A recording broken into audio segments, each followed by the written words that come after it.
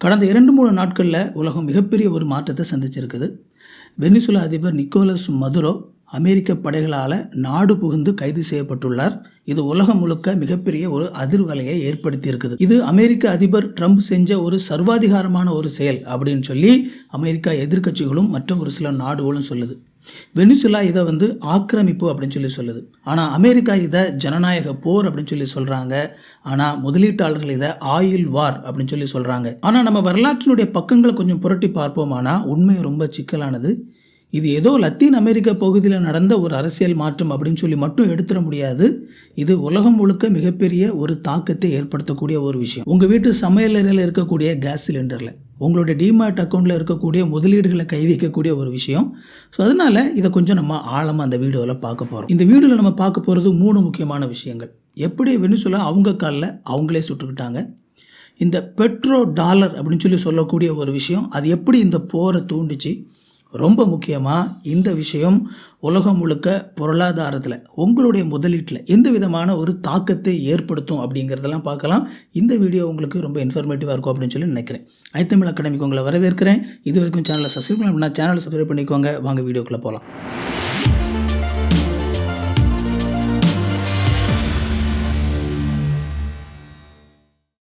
இன்றைக்கி நடந்த இந்த பிரச்சனையுடைய கதை 1920களில் தொடங்குது. அப்போது வெனிசுலா ஒரு சாதாரண விவசாய நாடாக இருந்துச்சு. பெரிய அளவில் பொருளாதாரம் கிடையாது, குறைவான மக்கள் தொகை கொண்ட ஒரு நாடு. ஆனால் ப்ரோசா 2 அப்படிங்கிற இடத்துல தோண்டப்பட்ட ஒரு கிணறு அந்த நாட்டினுடைய தலைவிதியே மாற்றிச்சு.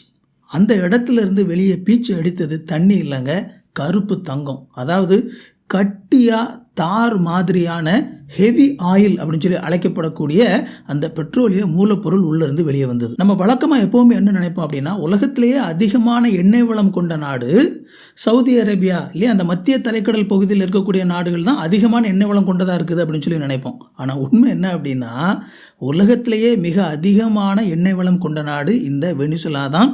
அதாவது மொத்த எண்ணெய் வளத்தில் 20% அந்த நாட்டில் தான் இருக்குது. ஆனால் இங்கே தான் ஒரு ட்விஸ்ட். இந்த கனரக எண்ணெய் இல்லையா, ஹெவி ஆயில்னு சொல்லி அழைக்கப்படக்கூடிய இதை சுத்திகரிக்கிறதுக்கான தொழில்நுட்பம் அப்போ யாருக்கிட்ட இருந்துச்சு அப்படின்னா அமெரிக்கா கிட்ட மட்டும்தான் இருந்துச்சு. அமெரிக்காவில் கட்டப்பட்டிருந்த எண்ணெய் சுத்திகரிப்பு நிலையங்கள் எல்லாமே இந்த ஹெவி ஆயிலை சுத்திகரிக்கிறதுக்காக கட்டப்பட்டது. ஆனால் அமெரிக்காவில் கிடைக்கக்கூடிய எண்ணெய் என்னன்னு சொல்லி பார்த்தீங்க அப்படின்னா shale oil, light oil, sweet oil அப்படிலாம் சொல்லுவாங்க. அதாவது மிகவும் மென்மையான ஒரு ஆயில். ஆனால் அமெரிக்காவில் இருக்கக்கூடிய அந்த தொழிற்சாலைகள் அனைத்தும் வெற்றிகரமாக லாபகரமாக இயங்கணும் அப்படின்னா அவங்களுக்கு இந்த கட்டியான கனரக ஆயில் தேவை. இந்த சூழ்நிலையில் தான் அமெரிக்கா இதில் இன்வெஸ்ட் பண்ணி வெனிசுலா அதை தயாரிக்கும், அமெரிக்கா எப்போவுமே அதை வாங்கும் அப்படிங்கிற ஒரு தவிர்க்க முடியாத ஒரு பந்தம் உருவாச்சு. 1950கள் மற்றும் 60களில் வெனிசுலா செல்வத்தில் மிதந்தது. அதாவது அவங்களுக்கு இந்த ஆயில் மூலமாக கிடைத்த அந்த வருமானம், பணம் அப்படிங்கிறது மிக பிரம்மாண்டமாக இருந்துச்சு. அதாவது ஒரு நாளில் கோடீஸ்வரன் ஆகிட்டான் அப்படின்னு சொல்லி சொல்லுவாங்கள்ல, அந்த மாதிரி திடீர்னு சொல்லி அது வரைக்கும் கஷ்டப்பட்டு கொண்டிருந்த ஒரு நாடு மிகப்பெரிய ஒரு செல்வ வளத்துக்குள்ளே போச்சு. எப்படி புதுசாக பணம் கிடைச்ச ஒரு பணக்காரனுக்கு எப்படி பணத்தை சரியாக பயன்படுத்த தெரியாதோ அதே மாதிரி தான் இந்த வெனிசுலாவாலையும் அவங்களுக்கு கிடைத்த இந்த மிகப்பெரிய செல்வத்தை அவங்களால பயன்படுத்த தெரியலை. அவங்க என்ன செஞ்சாங்க தெரியுமா, அவங்களுடைய விவசாயம் மற்ற எல்லா துறைகளையும் மறந்துட்டு முழுக்க முழுக்க இந்த எண்ணெய் மூலமாக மட்டுமே வரக்கூடிய வருமானத்தை முழுவதுமாக சார்ந்து வாழக்கூடிய ஒரு நாடாக மாறிட்டாங்க. இங்கே தான் சிக்கலான ஒரு பிணைப்பு உருவாகுது. வெனிசுலாவினுடைய இந்த கனரக எண்ணெய் இல்லாமல் அமெரிக்க ஆலைகளால் லாபகரமாக இயங்க முடியாது. அமெரிக்காவினுடைய இந்த ஆலைகள் மூலமாக கிடைக்கக்கூடிய இந்த பணம் இல்லாமல் வெனிசுலாவால் பணக்கார நாடாக வாழ முடியாது. ஸோ இது ஒரு இண்டஸ்ட்ரியல் நெசசிட்டி. அவங்க நல்லா இருக்கணும் அப்படின்னா ஒருவருக்கொருவர் சார்ந்து இருந்து தான் ஆகணும் அப்படிங்கிற ஒரு சூழ்நிலை அங்கே உருவாச்சு. இந்த நேரத்தில் தான் நாம் வெனிசுலாவில் உள்ள அரசியலை கவனிக்கணும். அங்கே உள்ள அரசியல் மாற்றங்கள் எப்படியெல்லாம் நடந்தது அப்படிங்கிறதுக்கே தனியாக ஒரு வீடியோ போடணும். அந்த அளவுக்கு அது சிக்கலான ஒரு அரசியல் அங்கே. ஆனால் நம்ம முக்கியமான ஒரு சில விஷயங்களை பார்க்கலாம். 1999ல் ஹியூகோ சாவேஸ் ஆட்சிக்கு வந்தார். அவர் வந்த நேரம் நல்ல நேரங்க. இந்த கச்சா எண்ணெய் பார்த்திங்க அப்படின்னா கடன்னு சொல்லி விலை உயர்ந்துச்சு உலக அரங்கிலே. பீப்பாய் $100 போகக்கூடிய அளவுக்கு அதனுடைய விலை உயர்ந்தது. உலகத்தில் அதிகமாக இந்த பெட்ரோலியம் ப்ராடக்ட்ஸை கன்சியூம் பண்ணக்கூடிய ஒரு நாடு அமெரிக்கா. இந்த வெனிசுலா நாட்டிலிருந்து அதிகமான இந்த பொருட்களை வாங்கக்கூடிய சூழ்நிலையில் இவங்களுக்கு வந்து பணம் கொட்டுன்னு சொல்லி கொட்டுச்சு. இந்த சூழ்நிலையில் தான் இந்த ஹியூகோ சாவேஸ் தன்னை வந்து ஒரு மிக நல்ல ஒரு அரசியல்வாதியாக மக்களுக்கு ரொம்ப பிடிச்சவராக காட்டிக்கணும் அப்படிங்கிறதுக்காக பலவிதமான திட்டங்கள் அவர் அறிவித்தார். அதன் மூலமாக மக்களுடைய கைகளில் அதிகமான பணம் போய் சேர்றதுக்கு அவர் உதவி செஞ்சார். இதன் மூலமாக மக்களுக்கு நிறைய பணம் கிடைச்சது. அங்கே உள்ள சாதாரண மக்கள் பலருடைய பொருளாதார சூழ்நிலையும் உயர்ந்தது. ஆனால் பிரச்சனை என்ன அப்படின்னா, அவர் தன்னுடைய பொருளாதாரத்தை டைவர்சிஃபை பண்ணி அதன் மூலமாக மக்கள் வளர்ச்சி அடைய உதவி செய்யாமல் பலவிதமான சலுகைகள், இலவசங்கள் இதன் மூலமாலாம் கொடுத்து மக்கள் கையில் பணம் போய் சேர்ற மாதிரி செஞ்சார். எண்ணெய் விலை உச்சத்தில் இருந்தப்போ அவருக்கு இந்த மாதிரி கிடைத்த எண்ணெய் பணத்தை தண்ணி மாதிரி செலவு பண்ணார். ஆனால் 2013 அவர் மறைந்து இன்னைக்கு இந்த நிக்கோலஸ் மதுரோ இன்னைக்கு அரெஸ்ட் பண்ணப்பட்டிருக்கிறார்ல, அவர் ஆட்சிக்கு வந்தப்போ விதி விளையாடிச்சு. அந்த பேரல் விலை இருக்குல்ல, கச்சா எண்ணெயினுடைய விலை, அது 100லேருந்து கடன்னு சொல்லி கீழே இறங்கிச்சு. ஒரு பேரல் கச்சா எண்ணெயினுடைய விலை 100லேருந்து $49 வரைக்கும் கீழே இறங்கிச்சு. இதனால் வெனிசுலாவுக்கு கிடச்சிக்கிட்டு இருந்த அந்த பணம் இருக்குல்ல, அது பாதியாக குறைஞ்சிது. இப்போ சூழ்நிலை கவனிங்க, மக்கள் நல்லா பணத்தை வச்சு செலவு பண்ணி பழகிட்டாங்க. ஆனால் திடீர்னு இப்போது நாட்டில் மக்களுக்கு கொடுக்கறதுக்கு பணம் இல்லை. அவங்க என்ன செஞ்சுருக்கணும், உடனடியாக வந்து இந்த மாதிரி இலவசங்கள், சலுகைகள்லாம் கொடுத்துட்டு இருந்தாங்க இல்லையா, அதெல்லாம் நிறுத்தி அதை குறைச்சி அதுக்கப்புறமாவது அவங்க விழித்து கொண்டு வந்து தங்களுடைய பொருளாதாரம் முழுக்க இந்த ஆயிலை மட்டும் தான் சார்ந்திருக்குது, இது ஒப்பேறாது அப்படின்னு சொல்லி அவங்க வந்து தங்களுடைய பொருளாதாரத்தை டைவர்சிஃபை பண்ணியிருக்கணும். அப்பவும் அவங்க பண்ணலை. மக்களுடைய கையில் பணம் கிடைக்கணும் அப்படிங்கிறதுக்காக பணத்தை இன்னும் அதிகமாக பிரிண்ட் பண்ணாங்க. விளைவு என்ன அப்படின்னா, வரலாறு காணாத பணவீக்கம் அங்கே ஏற்பட்டுச்சு. ஒரு பாக்கெட் பிரெட் வாங்குறதுக்கு ஒரு சாக்கு நிறைய பணத்தை அள்ளிட்டு போகக்கூடிய அளவுக்கு அங்கே பணவீக்கம் ரொம்ப அதிகமாக இருந்தது. இன்னொரு விதத்தில் சொல்லணும் அப்படின்னா, அந்த நாட்டில் இந்த பணம் அப்படிங்கிறதுக்கு வேல்யூவே இல்லாமல் போயிடுச்சு. இந்த சூழ்நிலையில் அவங்களுடைய ஆயில் ப்ரொடக்ஷன் அப்படிங்கிறது கடகடான்னு சொல்லி குறைய ஆரம்பிச்சிச்சு. ஏன்னா பொருளாதாரம் அடி வாங்கிருச்சு. இப்போ அவங்களால வந்து எந்த ஒரு ஃபேக்டரியும் மெயின்டைன் பண்ண முடியலை, உள்ளேருந்து ஆயில் எடுக்க முடியலை. ஆனால் ஏற்கனவே எடுத்து வச்ச ஆயில் அவங்கக்கிட்ட கொஞ்சம் பாதுகாப்பாக இருக்குது. உலகத்தில் வெறுமனே 1% தான் அவங்களால கான்ட்ரிபியூட் பண்ண முடியும் அப்படிங்கக்கூடிய அளவுக்கு அவங்களோட ப்ரொடக்ஷன் வந்து ரொம்பவே குறைஞ்சிது. அமெரிக்காவும் ஒரு ஸ்டேஜுக்கு மேலே இவங்களை நம்பி பிரயோஜனம் இல்லை அப்படின்னு சொல்லி வேறு இடங்களில் அவங்க ஆயிலை சோர்ஸ் பண்ண ஆரம்பிச்சிட்டாங்க. இந்த சூழ்நிலையில் வந்து நிக்கோலஸ் மதுரோ ரொம்ப முக்கியமான இன்னொரு முடிவு எடுக்கிறாரு. நம்ம அமெரிக்காவை மட்டும் முழுசாக டிபெண்ட் பண்ணி இருக்கக்கூடாது, மற்ற நாடுகளுக்கும் நம்ம இந்த ஆயிலை விற்கிறதுக்கு முடிவு பண்ணணும், அவங்ககிட்ட இருந்து பணத்தை வாங்கி நம்ம பொருளாதாரத்தை சரி பண்ணலாம் அப்படிங்கிற ஒரு முடிவுக்கு வர்றார். அவர் ஆயில் விற்கிறது பிரச்சனையே கிடையாது அமெரிக்காவுக்கு. ஆனால் அவர் வந்து அந்தந்த நாட்டினுடைய பணத்துக்கே அவர் அந்த ஆயிலை கொடுக்கறதா முடிவு பண்ணுறார். இதை பற்றி நம்ம கொஞ்சம் பின்னாடி பார்ப்போம். இதுதான் முக்கியமான பிரச்சனை. ஆக்சுவலாக இது என்ன அப்படிங்கிறத புரிஞ்சுக்கிட்டா தான் இந்த சண்டை எதுக்கு வருது அப்படிங்கிறதே உங்களுக்கு புரியும். இந்த மாதிரி நிக்கோலஸ் மதுரோ வந்து வேறு நாடுகளுக்கு அவங்களுடைய நாட்டு பணத்திலேயே பெட்ரோலியத்தை கொடுக்க முயற்சி எடுக்கிறது அமெரிக்காவுக்கு தெரிய வர அப்போ இருந்தே கொஞ்சம் பிரச்சனை ஓடிக்கிட்டே இருந்துச்சு. இந்த சூழ்நிலையில் தான் கடந்த ஜூலை 2024 அங்கே ஒரு எலெக்ஷன் நடந்துச்சு. அதில் வந்து அங்கே எதிர்க்கட்சி தலைவராக இருந்த எட்முண்டோ கன்சலஸ் அப்படிங்கிற ஒரு நபர், அவர் தான் வெற்றி பெற்றார். அதாவது மக்கள் வந்து அவர் தான் தேர்ந்தெடுத்திருக்கிறாங்க அப்படின்னு சொல்லி பல்வேறு நாடுகள் வந்து அங்கீகரிச்சிச்சு. ஆனால் அங்கே உள்ள நடந்த அந்த அரசியல் மாற்றங்கள், யாருக்கு ஓட்டு போட்டாங்க அப்படிங்கிற விஷயங்கள்லாம் ரொம்ப வெளியே வரலை. ஆனால் தேர்தல் முடிவுகளை மாற்றி எதிர்க்கட்சி தலைவராக இருந்த மரியா கொரோனா மச்சோடா அப்படிங்கிறவரெல்லாம் ஒடுக்கி மதுரோ வந்து ஆட்சியை தக்க வைத்து கொண்டார். அவர் வந்து ஜனநாயக ரீதியாக அங்கே உள்ள எலெக்ஷன் அவர் நடத்தலை, மாறாக அவர் சர்வாதிகாரியாக செயல்பட்டு அதிகாரம் மற்றவங்க கைக்கு போகாத மாதிரி பார்த்து கொண்டார் அப்படின்னு சொல்லி மற்ற நாடுகள் எல்லாம் அவர் மேலே குற்றஞ்சாட்ட தொடங்கிச்சு. இந்த பஞ்சாயத்து ஆக்சுவலாக கடந்த 1.5 வருஷமாக ஓடிக்கிட்டு இருக்குது. ஓகேங்களா? அதுதான் வந்து பார்த்தீங்க அப்படின்னா கொஞ்சம் கொஞ்சமாக முத்தி இப்போ இந்த பிரச்சனையில் வந்து நிற்குது. அதே நேரத்தில் அங்கே உள்ள நிர்வாகம் முழுக்கவே சீரழிஞ்சு போய் தான் இருந்தது. நிர்வாக திறமையின்மையினால் நாட்டில் வந்து பஞ்சம் தலைவிரிச்சு அடிச்சு அந்த நாட்டில் 1/3 பங்கு பேர் நாட்டை விட்டு வெளியேறி மற்ற நாடுகளுக்கு குடி போக ஆரம்பித்தாங்க. இதுவும் அமெரிக்காவுக்கு மிகப்பெரிய ஒரு தலைவலியாக மாறிச்சு. ஏன்னா உங்களுக்கு அந்த இடத்த பார்த்தீங்க அப்படின்னா வெனிசுலா எங்கே இருக்குது, அமெரிக்கா எங்கே இருக்குது அப்படிங்கிறது நீங்கள் பார்த்தீங்க அப்படின்னா உங்களுக்கே அந்த பிரச்சனை புரியும். சரி, ஒரு நாடு வந்து தன்னைத்தானே அழிச்சுக்குது, அவங்களே நிர்வாக திறமை இல்லாமல் விளங்காமல் போகிறாங்க அப்படின்னா அதுக்கு ஏன் அமெரிக்கா கவலைப்படணும்? அவங்க ஏன் அந்த நாட்டு மேலே படையெடுக்கணும்? அமெரிக்கா சொல்லக்கூடிய அதிகாரப்பூர்வ காரணங்கள் இதுதான். 2024 எதிர்க்கட்சி தலைவராக இருந்த எட்மண்டோ தான் வெற்றி பெற்றார் அப்படிங்கிறது தான் உண்மை. ஆனால் நிக்கோலஸ் வந்து தேர்தல் முடிவுகளை மாற்றி தன்னை வெற்றி பெற்றதாக அவர் அறிவித்து கொண்டார் அப்படின்னு சொல்லி சொல்கிறாங்க. அடுத்ததாக போதைப் பொருள் பிரச்சனை. வெனிசுலா அரசாங்கமே இந்த கார்டல் ஆஃப் தி சன்ஸ் அப்படிங்கிற பேரில் ஒரு அமைப்பை உருவாக்கி அது மூலமாக அமெரிக்காவுக்கு வந்து மிக மோசமான பல போதைப் பொருட்களை மிக அதிக அளவில் கொண்டு வந்து சேர்க்குறாங்க. அவங்க நாடுகள் மூலமாக, அவங்களுடைய நாட்டு கடல் மூலமாக அமெரிக்காவுக்கு நிறைய போதைப் பொருள் வந்து சேருது அப்படிங்கிற குற்றச்சாட்டு வைக்கப்பட்டது. இதில் உண்மையும் இருக்குது. அடுத்ததாக பாதுகாப்பு பிரச்சனை. ட்ரெண்டி அக்வா அப்படிங்கிற ஒரு குழு, அதாவது அவங்க வந்து பார்த்தீங்க அப்படின்னா இந்த அமெரிக்காவுக்கு எதிராக சிந்தனை உள்ள ஒரு குழு. அவங்க வந்து பார்த்தீங்க அப்படின்னா இந்த வெனிசுலாவை சார்ந்தவங்க, அவங்க அமெரிக்காவுடைய பாதுகாப்புக்கு மிகுந்த அச்சுறுத்தலாக இருக்கிறாங்க அப்படிங்கிற ஒரு குற்றச்சாட்டு முன்வைக்கப்பட்டது. கடைசியாக வந்து இந்த இடம்பெயர்தல், நான் முன்னாடியே சொன்னல, 1/3 மக்கள் வெனிசுலா விட்டு வெளியேறாங்க. அவங்கள பல பேர் வந்து அமெரிக்காவுக்குள்ளாக அவங்க அத்துமீறி நுழையிறதுக்கு உள்ள முயற்சிக்கிறாங்க. ஹாய் ஃப்ரெண்ட்ஸ், உலக அரசியலில் நடக்கக்கூடிய ஒரு சில விஷயங்கள் எப்படி நம்மளுடைய சமையலறை வரை வந்து பாதிக்குது அப்படிங்கிறத நீங்கள் புரிஞ்சுக்கணும் அப்படிங்கிறதுக்காக தான் இந்த வீடியோவை வெளியிடுறேன். இது ஒரு புதிய முயற்சி தான். இந்த மாதிரியான வீடியோக்கள் உங்களுக்கு வேணும் அப்படின்னு சொல்லி ஆசைப்பட்டீங்க அப்படின்னா இந்த வீடியோவை லைக் பண்ணிக்கோங்க, ஹைப் பண்ணி விடுங்க, சேனலையும் சப்ஸ்கிரைப் பண்ணிக்கோங்க. நம்ம கண்டினியூ பண்ணலாம். 2025 தொடக்கத்திலே வந்து பார்த்தீங்க அப்படின்னா அந்த பிரச்சனைகள் ரொம்ப அதிகமாக ஆரம்பிச்சது. அப்போ இருந்தே வந்து பார்த்தீங்கன்னா அமெரிக்கா தன்னுடைய கடற்படையை வந்து இந்த கரிபியன் கடற்கரை பகுதிகளில் பார்த்தீங்கன்னா அதிகமாகவே கொண்டு போய் நிறுத்தினாங்க. செப்டம்பர் 2 நடந்த ஒரு தாக்குதல், அதாவது போதைப் பொருளை அமெரிக்காவுக்கு கொண்டு வர முயன்ற ஒரு கப்பலை வந்து நாங்கள் குண்டு வீசி அழிச்சிட்டோம் அப்படின்னு சொல்லி சொன்ன ஒரு காட்சி வெளியானது. அது வந்து பார்த்தீங்க அப்படின்னா இன்டர்நேஷ்னல் வாட்டர்ஸில் நாங்கள் வந்து வெனிசுலாவுடைய கடல் பகுதியில் நாங்கள் அழிக்கலை, அவங்க வந்து இன்டர்நேஷ்னல் கடல் பகுதியில் இருக்கும்பொழுது தான் நாங்கள் அழித்தோம் அப்படின்னு சொல்லி அமெரிக்கா சொல்லிச்சு. ஆனால் இல்லை, அவங்க வந்து எங்கள் ஏரியாவுக்கு உள்ளே வந்து எங்கள் நாட்டு மக்களை தாக்கி கொன்னுட்டாங்க அப்படின்னு சொல்லி வெனிசுலா சொல்லிச்சு. இந்த மாதிரி கொஞ்சம் பிரச்சனைகள் ஓடிக்கிட்டே இருந்தது. ஆனால் இந்த இடத்துல நம்ம வந்து ஒரு முக்கியமான ஒரு கேள்வியை கேட்கணும். உலகத்தில் வந்து எத்தனையோ சர்வாதிகாரிகள் இருக்கிறாங்க. ஒரு சில நாடுகளில் வந்து தேர்தலே நடக்கிறதில்ல. இவ்வளவு ஏன்? இன்றைக்கி நிலையில் வந்து உலகத்தில் வந்து 20% அதிகமான அளவு ஆயில் ப்ரொடியூஸ் பண்ணி கொடுத்துட்டு இருக்கக்கூடிய சவுதி அரேபியாவில் கூட தேர்தல் கிடையாது. அங்கே வந்து ராஜா ஆட்சி தான். ஆனால் அமெரிக்கா வந்து அங்கெல்லாம் படையெடுக்கலை. ஏன் வந்து வெனிசுலாவில் மட்டும் இந்த மாதிரி ஒரு படையெடுப்பு அப்படிங்கிற ஒரு கேள்வியை கேட்கணும். இந்த இடத்துல தான் நமக்கு வந்து பெட்ரோ டாலர் அப்படிங்கிற ஒரு விஷயம் வருது. பொதுவாக அந்த பிரச்சனையை பற்றின வீடியோ வந்து நீங்கள் ஏற்கனவே பார்த்துருந்தீங்க அப்படின்னா இந்த விஷயம் பேசப்பட்டிருக்கும். அதாவது அமெரிக்காவுக்கு வந்து அங்கே உள்ள ஜனநாயகத்தை காப்பாற்றணும்லாம் ஒன்றும் கிடையாது, அவங்க கண்ணெல்லாம் இருக்கிறது வந்து அங்கே இருக்கிற ஆயிலில் தான் அப்படின்னு சொல்லி. உண்மைதான்.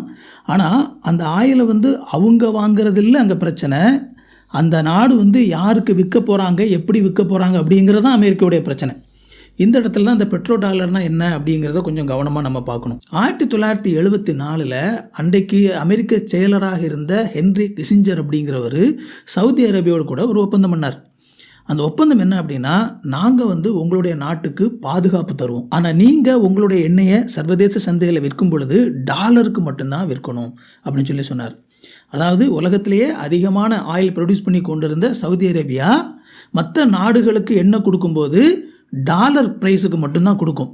இப்போ இந்தியாவிலேருந்து நம்ம போய் சவுதி அரேபியாவில் எண்ணெய் வாங்கணும் அப்படின்னா நம்ம இந்திய ரூபாயை கொண்டு போய் கொடுத்து வாங்க முடியாது, அவங்க நாட்டு பணத்தை கொடுத்தும் நம்ம வாங்க முடியாது, நம்ம டாலரில் கொடுத்து தான் வாங்க முடியும். அப்போது நம்முடைய பணத்தை வந்து நம்ம டாலராக மாற்றணும், அதுக்கப்புறம் அந்த டாலரை கொண்டு போய் அவங்ககிட்ட கொடுக்கணும், அவங்க நமக்கு எண்ணெய் கொடுப்பாங்க. அப்போ உலகத்திலேயே அதிகமாக எண்ணெய் ப்ரொடியூஸ் பண்ணக்கூடிய ஒரு நாடு டாலரில் விற்கும் பொழுது இந்த மொத்தத்திலேயே வந்து பார்த்தீங்க அப்படின்னா இந்த பெட்ரோல் இந்த சம்மந்தப்பட்ட எல்லாமே வந்து டாலரில் மட்டும்தான் வர்த்தகமாகி கொண்டிருந்துச்சு. யோசித்து பாருங்கள், இந்த பெட்ரோல், டீசல், மண்ணெண்ணெய், கேஸ் இது எல்லாமே இதிலேருந்து வரக்கூடியது தான்.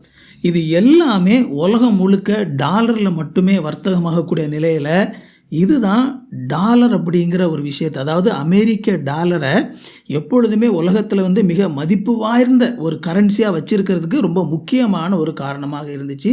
ஸோ அமெரிக்கா பல வருடங்களாக இந்த பெட்ரோல் ப்ராடக்ட்ஸை கண்ட்ரோல் பண்ணுறதன் மூலமாக அவங்களுடைய டாலர்னுடைய மதிப்பு குறையாமல் பார்த்துக்கிட்டாங்க. ஆனால் இது எதிர்ப்புக்கு உள்ளாகாமல் இருக்கல.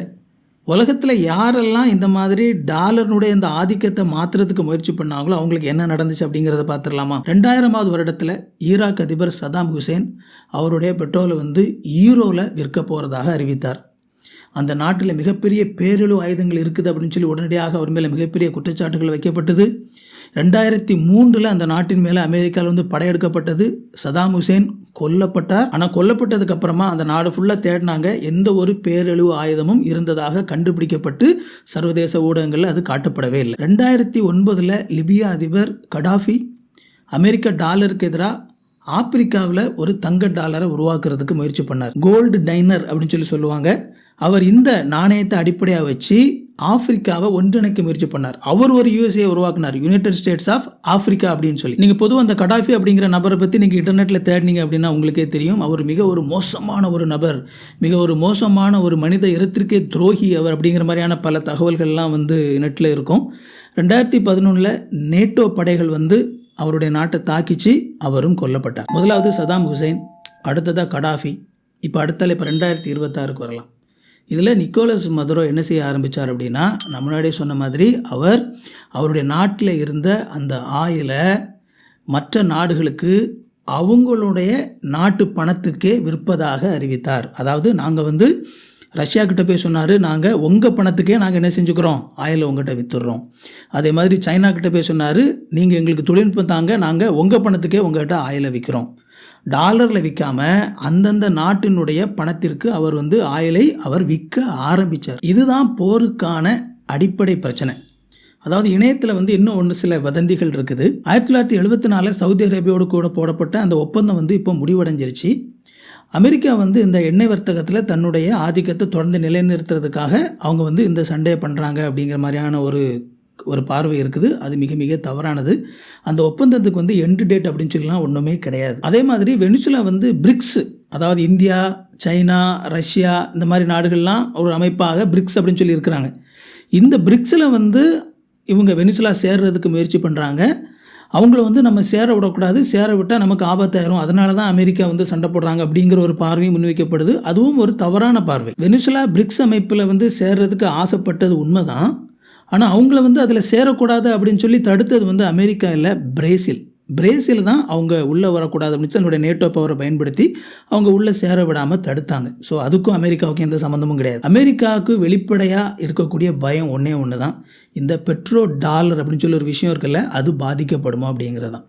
இவ்வளோத்துக்கும் வெனிசுலா இன்றைய காலகட்டத்தில் உலக கன்சம்ஷனில் வந்து பார்த்திங்க அப்படின்னா வெறுமனே 1% தான் வந்து அவங்க ஆயில் வந்து என்ன செஞ்சிட்ருக்காங்க அப்படின்னா கொடுத்துட்ருக்குறாங்க.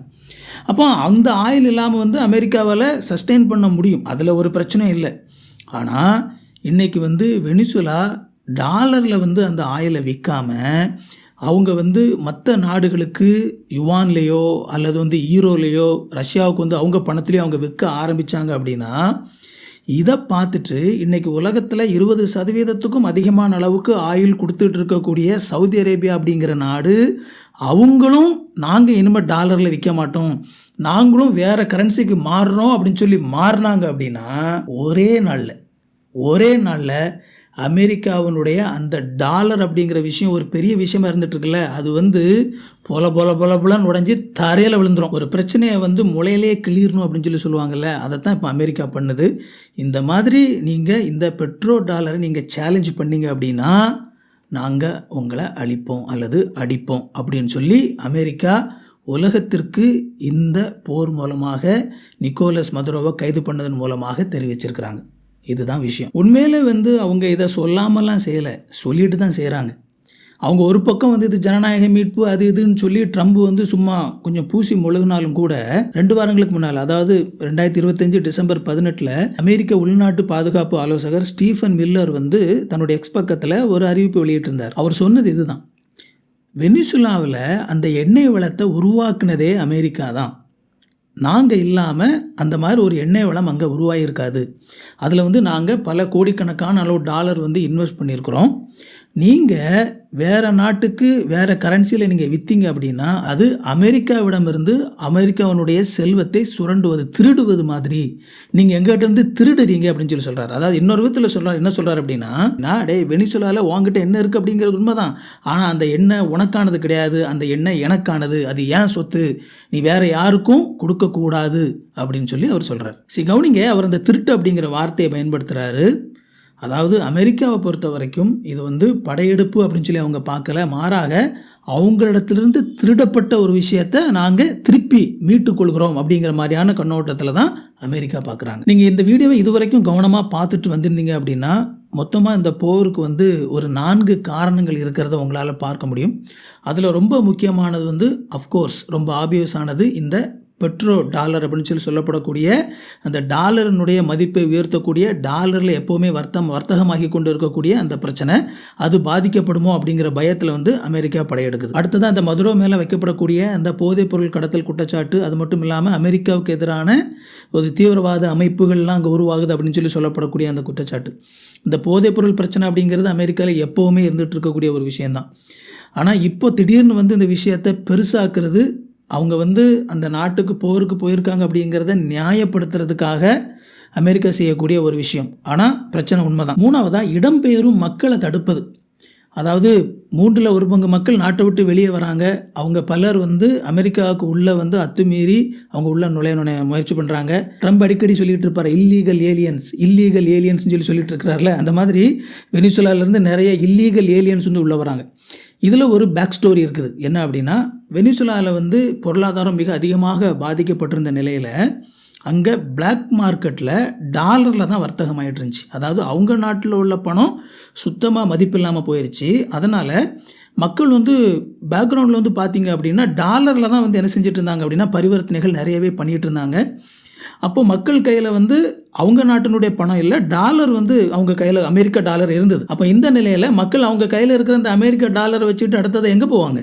நேராக அமெரிக்காவுக்குள்ளே போகிறதுக்கு முயற்சி பண்ணுறாங்க. அதுவும் அமெரிக்காவுக்கு மிகப்பெரிய ஒரு தலைவலியாக மாறிச்சு. கடைசியாக வெனிசுலாவில் அமெரிக்கா தன்னுடைய ஆதிக்கத்தை நிலைநாட்டுவதன் மூலமாக அங்கே இருக்கிற ஆயில் எல்லாத்தையும் நேரடியாகவே தங்களுடைய கட்டுப்பாட்டுக்குள்ளே கொண்டு வர்றதுக்கு முயற்சிக்கிறாங்க. நான் முன்னாடியே சொன்ன மாதிரி அமெரிக்காவில் கட்டப்பட்டு இருக்கிற அந்த ஆலைகள் ரொம்ப முக்கியமாக இந்த மாதிரியான கட்டியாக வரக்கூடிய இந்த ஆயிலை ரிஃபைன் பண்ணுறதுக்காக கட்டப்பட்டது தான்.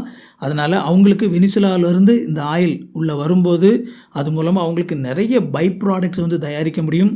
ரொம்ப முக்கியமாக உலக அரங்கில் மீண்டும் அமெரிக்கா பெட்ரோலை அவங்களே நேரடியாக அவங்களுடைய அந்த டாலர் விலைக்கு விற்கிறதன் மூலமாக இன்னும் அதிகமான லாபம் பார்க்க முடியும் அப்படின்னு சொல்லி யோசிக்கிறாங்க. ஓகே, இவ்வளவு நேரம் உலகத்தில் மற்ற இடங்கள் என்னென்ன நடக்குது அப்படிங்கிறத பார்த்தாச்சு.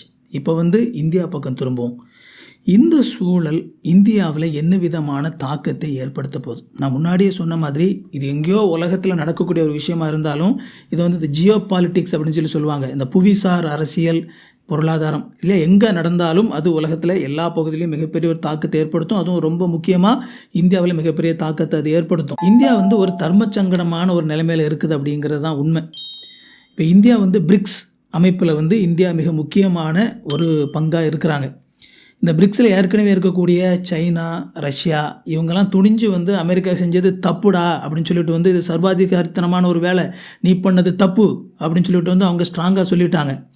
ஆனால் இந்தியா அமெரிக்கா கூடயும் கொஞ்சம் இணக்கமாக என்ன செய்யுது இருக்குது. அந்த நிலையில் இப்போ இந்தியா அமெரிக்கா செஞ்சது தப்பு அப்படின்னு சொல்லி அவங்க நேரடியாக சொன்னாங்க அப்படின்னா அமெரிக்காவை பயக்க வேண்டிய ஒரு சூழ்நிலைக்குள்ளே போவாங்க. இந்தியா ஒருவேளை அமெரிக்கா செஞ்சதை ஆதரிக்க ஆரம்பிச்சிட்டாங்க அப்படின்னா இந்த பிரிக்ஸ் நாடுகளுடைய கோபத்துக்கு உள்ளாக நேரிடும். அதனால் இந்தியா ஒரு சிக்கலான ஒரு நிலைமையில தான் இருக்குது. நம்ம இந்திய பிரதமர் மோடி என்ன சொல்லியிருந்தார் அப்படின்னா, வெனிசுலாவில் நடந்த விஷயங்கள் மிகுந்த வருத்தத்தை தெரிவிக்கிறது, நாங்கள் உலக அரசியலை நாங்கள் கூர்மையாக கவனித்துக் கொண்டிருக்கிறோம் அப்படின்னு சொல்லிட்டு அப்படி 19 சொல்லிட்டு விட்டுட்டார். இன்னொரு பக்கம் இந்த பிரச்சனையினால் இந்தியாவுக்கு லாபமும் இருக்க வாய்ப்பு இருக்குது. அதாவது நம்முடைய இந்த பெட்ரோலிய தேவைகள் இருக்கு இல்லையா, அதில் கிட்டத்தட்ட 85% நம்ம இறக்குமதியை தான் சார்ந்திருக்கிறோம். இந்த சூழ்நிலையில் நமக்கு குறைவான விலைக்கு என்ன கிடைச்சிச்சு அப்படின்னா அந்த மாதிரி நம்முடைய பொருளாதாரத்துக்கு உதவி செய்யக்கூடிய ஒரு விஷயம் வேறு எதுவுமே கிடையாது. ஏன்னா அவ்வளவு நம்ம பயன்படுத்துகிறோம். அப்போது இங்கே அமெரிக்கா இப்போ வெனிசுலாவுடைய எண்ணெயை எடுத்து அவங்க ப்ராசஸ் பண்ணி அவங்க கம்மியான விலைக்கு விற்க ஆரம்பிக்கும் போது இந்தியா ஏற்கனவே அமெரிக்கா கூட கொஞ்சம் இணக்கமாக இருக்கிறனால நம்ம அவங்கக்கிட்ட எண்ணெய் வாங்கணும், குறைவான விலைக்கு வாங்கணும் அப்படின்னா அது இந்திய பொருளாதாரத்துக்கு ரொம்ப ரொம்ப நல்லதாக இருக்கும். இனி என்ன நடக்க போகுது? இதுதான் நம்மளுக்கு முன்னால் இருக்கக்கூடிய மிகப்பெரிய ஒரு கேள்வியாக இருக்குது. ஏன்னா இது இப்படி சாதாரணமாக முடிஞ்சிருமா நமக்கு தெரியல. ஏன்னா ஒரு பக்கம் ரஷ்யா, சைனா மாதிரியான பெரிய நாடுகள் அவங்க இந்த அமெரிக்கா அவங்களுடைய டாலர் விலை குறைஞ்சிடக்கூடாது அப்படிங்கிறதுக்காக இதை செய்கிறாங்க அப்படிங்கிறது அவங்களுக்கு ரொம்ப நல்லாவே தெரியும். ஆனால் அதே நேரத்தில் அவங்களுடைய பொருளாதாரத்தை வளர்க்குறதுக்கு எண்ணெயை தங்களுடைய கட்டுப்பாட்டுக்குள்ளே கொண்டு வர்றதுக்கு முயற்சி பண்ணுறாங்க. டாலரை எதிர்த்தா இதுதான் கதி அப்படின்னு சொல்லி மற்ற நாடுகள்லாம் அமைதியாக ஒதுங்க போதா? இல்லை, இவங்களை இப்படியே விட்டால் சரிப்படாதுரா, இவங்களை 2 தட்டி தான் வைக்கணும் அப்படின்னு சொல்லி மற்ற நாடுகள் பிரிக்ஸ் பக்கம் சாய போகிறாங்களா அப்படிங்கிறதெல்லாம் நம்ம கொஞ்சம் பொறுத்து இருந்து தான் பார்க்கணும். அமெரிக்கா ஓவராக ஆடுறானுங்க, அதனால் நம்ம இந்த எண்ணெயை இனிமேல் டாலரில் வர்த்தகம் பண்ணக்கூடாது அப்படின்னு சொல்லி மற்ற நாடுகள் ஸ்ட்ராங்காக முடிவெடுத்துட்டாங்க அப்படின்னா, ரொம்ப முக்கியமாக சவுதி அரேபியா அந்த முடிவை எடுத்தாங்க அப்படின்னா அது அமெரிக்காவுக்கு ஒரு மரண அடியாக இருக்கும் அப்படிங்கிறதுல எந்த விதமான மாற்று கருத்தும் இல்லை. இப்போ நம்ம இது நம்முடைய இந்த இன்வெஸ்ட்மெண்ட் சார்ந்த விஷயங்களில் என்ன மாதிரியான தாக்கத்தை ஏற்படுத்தும் அப்படிங்கிறதையும் பார்த்துடலாம். உலகம் முழுக்க போர்மேகம் சூழ்ந்து இருக்கிற ஒரு நிலை. எல்லா நாடுகளும் அவங்க நாட்டில் உள்ள இராணுவத்தை வலுப்படுத்துவாங்க. ஸோ அதனால் இந்த இராணுவம் சார்ந்த டிஃபென்ஸ் சார்ந்த பங்குகளுடைய விலை உயர்வதற்கு வாய்ப்பு இருக்குது. அதே மாதிரி எப்போவுமே இந்த மாதிரியான பிரச்சனை வரும்போது இன்ஸ்டிடியூஷனல் இன்வெஸ்டர்ஸ் எல்லாமே என்ன செய்வாங்கன்னா பாதுகாப்பான முதலீட்டை நோக்கி ஓடுவாங்க. தங்கம் அப்படிங்கிறது எப்போவுமே ஒரு பாதுகாப்பான முதலீடாக இருக்குது. இப்போ வெள்ளியும் பார்த்திங்க அப்படின்னா அதை பிக்கப் பண்ணி என்ன செஞ்சிட்ருக்குது, வந்துட்டுருக்குது. இந்த நிலையில் இந்த மாதிரியான ப்ரீஷியஸ் மெட்டல், ரொம்ப முக்கியமாக தங்கம் ஏற்கனவே விலை அதிகமாக தான் ஆகிட்டு இருக்குது. இது இன்னும் கூடுவதற்கான வாய்ப்பு அதிகம். கடைசியாக ஒருவேளை அமெரிக்கா அவங்களுடைய முயற்சியில் ஜெயித்து அவங்க வெனிசுலாவுடைய ஆயிலை எடுத்து அவங்க ப்ராசஸ் பண்ணி குறைவான விலைக்கு விற்க ஆரம்பித்தாங்க அப்படின்னா, இந்தியாவுக்கு ஒருவேளை குறைவான விலைக்கு அமெரிக்காவிலேருந்து ஆயில் கிடச்சிது அப்படின்னா அது அதை சார்ந்து இருக்கக்கூடிய இண்டஸ்ட்ரியை ரொம்ப அதிகமாக வலுப்படுத்தும். Tyre company, paint company, aviation stocks இது எல்லாமே விலை உயர்வதற்கான வாய்ப்புகள் இருக்குது. அடுத்த சில மாதங்கள் இந்திய பங்கு சந்தைக்கும் உலக அரசியலுக்கும் மிக முக்கியமான மாதங்களாக இருக்கும். நாம் என்ன நடக்க போகுது அப்படிங்கிறத பொறுத்திருந்தான் பார்க்கணும். இன்றைக்கி முன்னால் நான் உங்களுக்கு வைக்க விரும்புகிற கேள்வி என்ன அப்படின்னா, ஒரு நாட்டினுடைய வளம், அந்த வளம் மக்களுக்கானதா, அரசியல்வாதிகளுக்கானதா, இல்லை அதிகாரம் செலுத்துவங்களுக்கானதா? யாருக்கு அந்த வளம் பயன்பட வேண்டும்? வெனிசுலா அதிபரை அமெரிக்கா நாடு புகுந்து கைது பண்ணியிருக்கிற நிலையில் நீங்கள் அதை எப்படி பார்க்குறீங்க? இந்த வீடியோ பார்த்ததுக்கப்புறமா உங்களுடைய பார்வைகளில் மாற்றம் இருக்குதா? அது எல்லாத்தையும் நீங்கள் கமெண்டில் சொல்லலாம். இந்த வீடியோ உங்களுக்கு ரொம்ப பயனுள்ளதாக இருந்திருக்கும் அப்படின்னு சொல்லி நம்புகிறேன். உங்களோட நண்பர்கள், உறவினர்கள் இந்த சூழ்நிலையை புரிஞ்சுக்கிறதுக்கு இந்த வீடியோ பயனுள்ளதாக இருக்கும்னு நினச்சிங்க அப்படின்னா அவங்களுக்கு இந்த வீடியோவை ஷேர் பண்ணி விடுங்க. இந்த வீடியோவை லைக் பண்ணுங்கள், ஹைப் பண்ணி விடுங்க. இது வரைக்கும் சேனலை சப்ஸ்கிரைப் பண்ணல அப்படின்னா சேனலை சப்ஸ்கிரைப் பண்ணிக்கோங்க. உங்களுக்கு நோட்டிஃபிகேஷன் வேணும்னு நினச்சிங்க அப்படின்னா பெல் பட்டனை கிளிக் பண்ணிக்கோங்க. இன்னொரு சூப்பரான வீடியோவில் சந்திப்போம் friends. Thank you. God bless you.